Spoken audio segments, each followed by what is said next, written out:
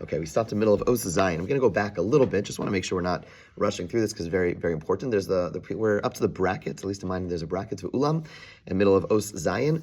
And the last thing he spoke about was the fact that sometimes a person's life circumstance, a person will find themselves in a either very good situation or a very not good situation, and that is a consequence not of their own judgment, not a response to any of their actions, not even a response to their life mission, but more just the fact that they had a parent who had certain things, and therefore that gets passed on, or they're going to have children, future descendants who are going to need certain things, and therefore something is given to them. So sometimes what happens to a person is not actually about them at all. It's about something bigger than themselves, okay?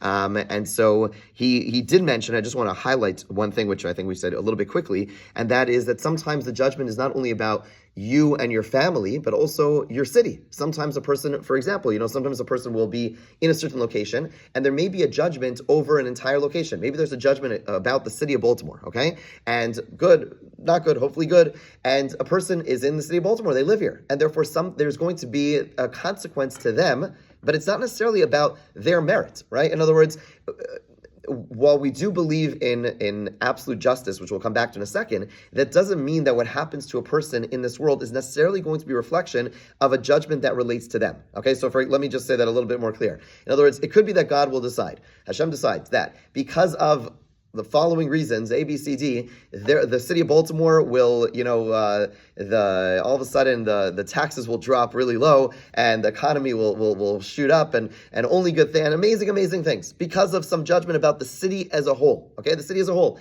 Does that mean that each person is deserving of it? No, not necessarily. Not necessarily. But because there is a collective, that means things are going to happen. Now, again, we always have to remind ourselves, this life is only part of the story. So maybe a person, because they live in Baltimore, will all of a sudden have, an amazing life and things will be robust and it'll be awesome, okay? Now, there's going to be another world. After 120, a person will go to the next world, and there is justice, okay? And therefore, if a person received, this great abundance because of the fact that they lived in Baltimore, then that's going to impact their final judgment. When you do the final accounting, you're going to detract, okay, so you did a lot of good deeds, but, and you didn't necessarily deserve this, but you were part of Baltimore, and therefore you had these things. Now we're going to detract that from your ultimate judgment, because at the end of the day, everything is going to be equaled out, right? So the opposite is true as well. Sometimes a person will, heaven forbid, suffer because they live in a certain place or in a certain generation, right? Let's just use an extreme example, the Holocaust, right? Because when people go around and say, this person was deserving of X, Y, Z, first, for the audacity, but second of all, it's just not true theologically. In other words, the Ramchal is saying that sometimes there's a decree against a generation, a location, a generation. So there was clearly a decree. There was a terrible, horrific gezerah made against the Jews of Europe. Now, does that mean that every Jew is deserving of that thing? No. What that means is there is decree about those people. And what that means is that if such a person, so now when you move on to the next world, okay, so then that's going to be a factor incorporated into their judgments. So if a person suffered horrifically in this world, they went to a concentration camp, whatever, that means in the next world, when they get their judgments, all averos that they did before, after, it's going to be cleaned away, right? Because at the end of the day, they went through all this terrible suffering.